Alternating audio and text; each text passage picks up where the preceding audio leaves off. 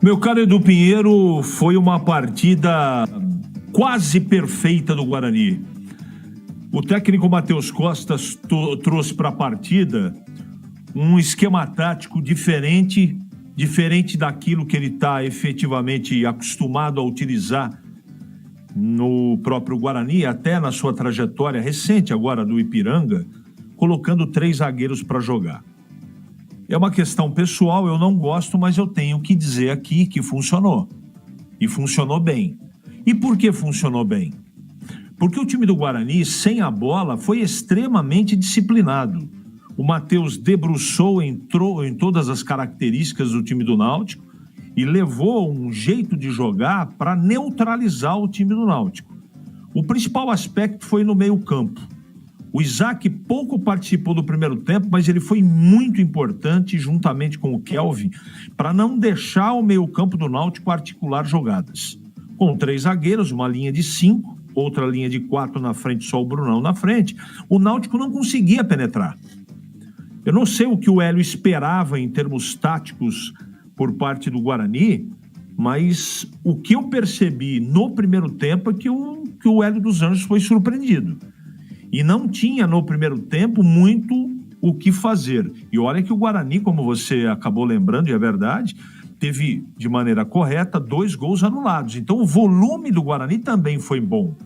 Em alguns momentos sofreu mais do que deveria, principalmente lá no segundo tempo, quando entrou o Cadi e entrou o Brandão, aí não funcionou. Mas o Guarani não tem tantos jogadores do banco de reservas para poder deixar o time no mesmo nível.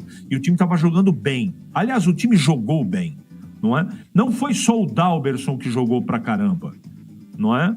O Justin, enquanto esteve em campo, foi muito bem. Os 3 zagueiros firmes, concentrados. Teve esse lance do David Braz, mas ele ainda está sem ritmo de jogo, está voltando agora.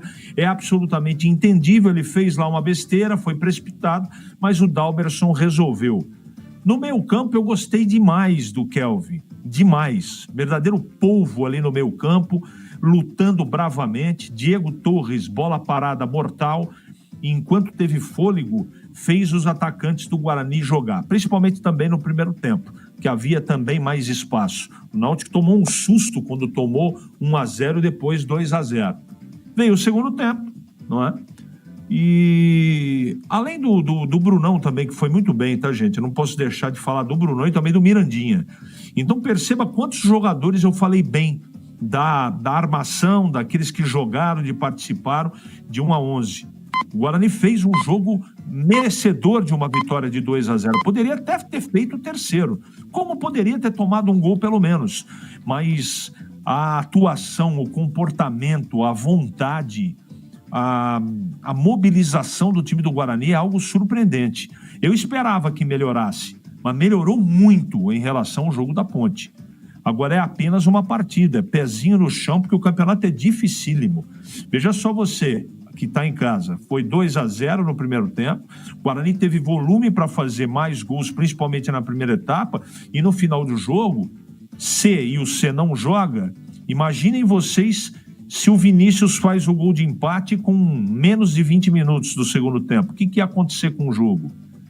Então, apesar de tudo que eu estou colocando de maneira positiva, o Matheus também tem que exercitar, analisar, olhar direitinho o que aconteceu no jogo, porque alguns lances que aconteceram, ou um aperto que o Guarani sofreu, não havia necessidade. Poderia o Guarani ter controlado um pouco melhor o segundo tempo, mas isso não tira o mérito do time. A mobilização dentro e fora de campo fez com que o Guarani ganhasse do Náutico, o favorito Náutico. Só que é apenas o primeiro passo. O Guarani está na briga, o Guarani bota fogo definitivamente no grupo C, não é? Colocando um ponto de interrogação na cabeça de todo mundo, dos analistas, dos técnicos, do jogador. Tudo pode acontecer. E amanhã veja o peso da importância do jogo da Ponte. Imagine você, Edu Pinheiro, e eu acho que a Ponte é a favorita, e me permita falar do jogo da Ponte para concluir o meu comentário. Imagine se o Brusque ganha o jogo. Termina a segunda rodada com todo mundo com 3 pontos. Já pensou? não torço para isso, porque eu espero que a Ponte vença a partida de amanhã. Mas olha o equilíbrio deste campeonato, ou desta chave C aí do Guarani, Ponte Preta, Brusque e o Náutico. Vitória memorável, Edu, onde o goleiro do Guarani fez a diferença, mas o restante do time merece realmente todos os aplausos da torcida, porque o time se entregou e mereceu o resultado, Edu.